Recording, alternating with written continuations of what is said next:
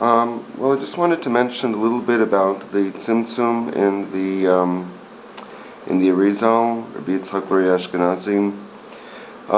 Rabbi Chaim Vital definitely talks about it in terms of God taking His presence, taking Himself out of the Tzimtzum, the chalal hapanu, and that happens to.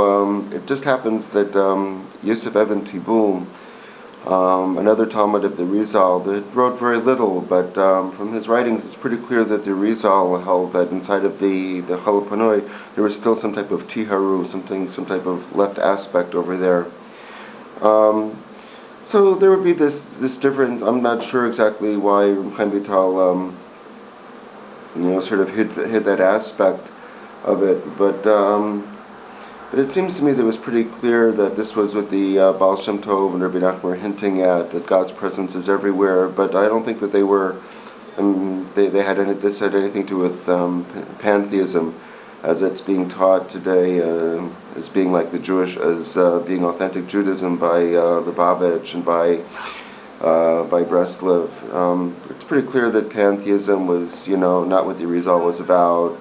Not the Rambam, nothing, and it's pretty clear that the Baal Shem Tov also was against it.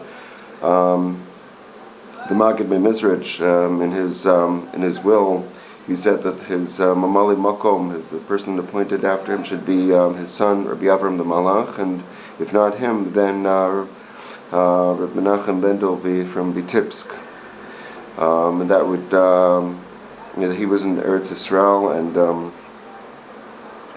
he went to Eretz Yisrael with Abraham Kalisker, and so it sort of got to be that the areas of Chassidut were divided up, and each one had their own particular manhig. The Lubavitch was claiming after that they were they were the major people. Well, when the Sefer Tanya got to Nachman of Vitebsk, he looked at it, and he literally tore his garments from the perversion of the teachings of the Baal Shem Tov.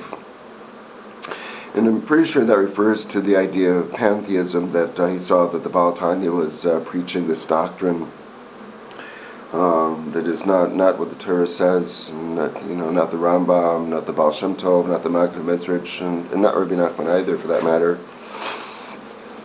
The problem is that people just don't have, in this generation, Rav Shik got involved in this when he was young. He was learning books of Breslov and books of Lubavitch, and he just, without knowing better, I guess, it wasn't, he just didn't learn what the Rambam really had to say. Didn't learn what the major Rishonim and Achronim had to say about what Torah, what the theology of Torah is. So he just end up pushing what Chabad has been saying.